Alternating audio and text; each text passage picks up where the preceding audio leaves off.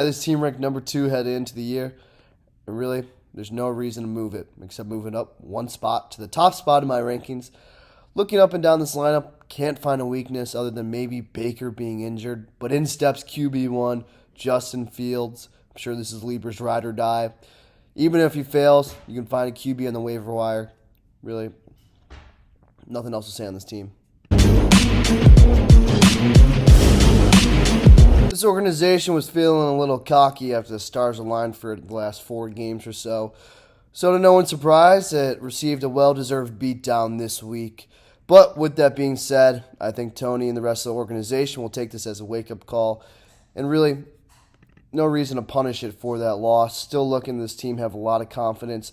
Biggest question mark heading into the year was Ja'Marr Chase. And to most people's surprise, he has shown up this year. Last week was a little fluky with that touchdown, but the Bears defense looked pretty good. I think he'll be fine just moving forward, just like the rest of this team. Did I just fake this team? Absolutely. If I play him again, am I going to beat him? Absolutely. Yeah, do I have him ranked above me, sitting safely at number 3? The answer to that is yes.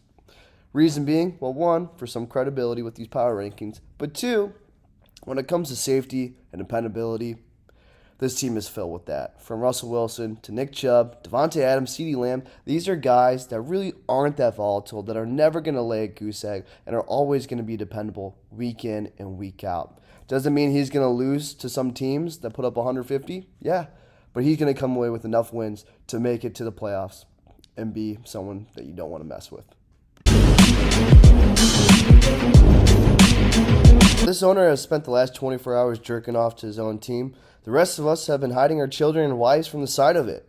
Sure, it's looked fairly decent so far, but the questions that were there at the season have only been amplified. Looking at the wide receivers, Cooks and Claypool have now lost their QB1s, and both running backs find themselves in a timeshare. Sure, Zeke had a little over 70% of the touches, but that's a drop-off from the first week. And if you watch the game, good luck finding a group of 5 football fans that all thought Zeke looked better than Pollard. You're not going to find it.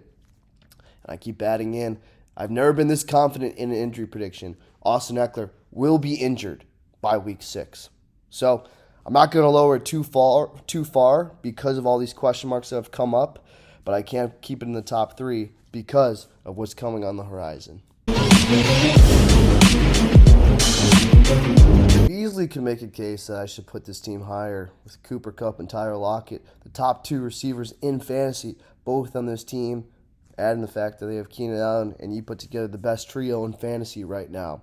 But the reason why I have it this low is because we've seen this story play out time and time again with Tyler Lockett and Cooper Kupp. Tyler Lockett always comes out as the number 1 receiver, if not number 2, in the first 5 weeks, and then plummets back to earth.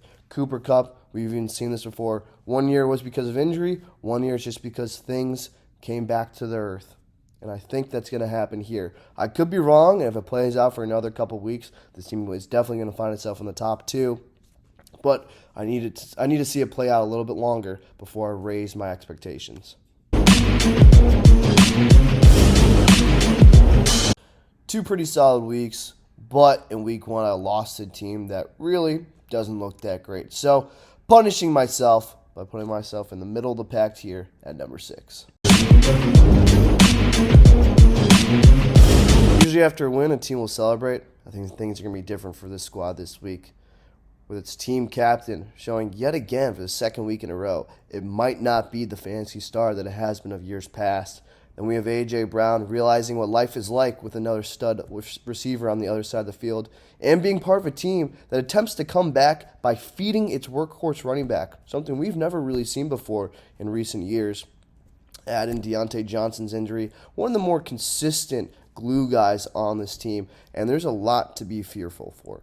With the full lineup on paper, this team is still pretty scary to run into, but I think there's going to be more and more goose eggs in the horizon. A lot to be worried about.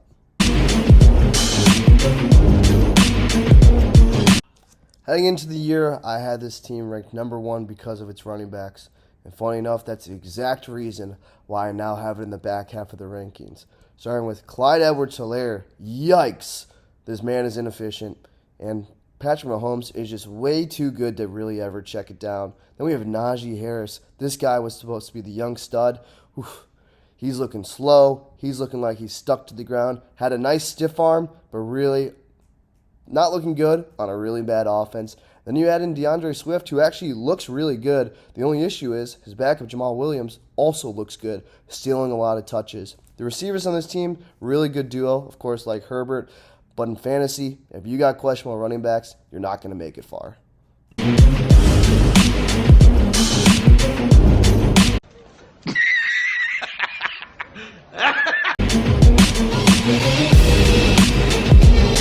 This organization is holding on to the Yak Monster's coattails for dear life. Mr. Deebo Samuel, whose yards at the target is about 2.2, yet still somehow leads the league in receiving yards right now. Now, is he good enough to continue doing this all year? He just might be. But there's also the good chance that he either gets injured or comes back to earth. And if that happens, there's going to be a lot of problems that suddenly come to the surface when he stops performing.